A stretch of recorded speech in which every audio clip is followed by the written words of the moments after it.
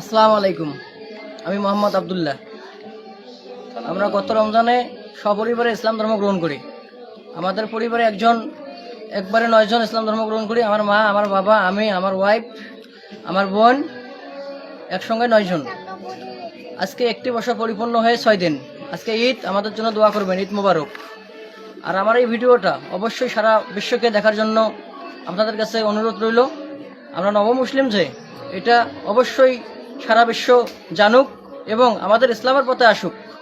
ইসলামের যে এত শান্তি, আমরা নবমুসলিম, আমরা যখন হিন্দু ছিলাম আমরা সঠিকটা জানি নেই, আজকে আমরা সঠিকটা জানি।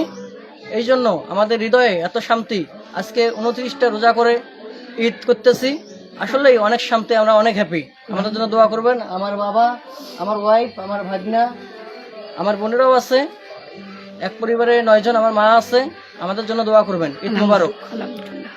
আসসালামু আলাইকুম, ভালো থাকবেন।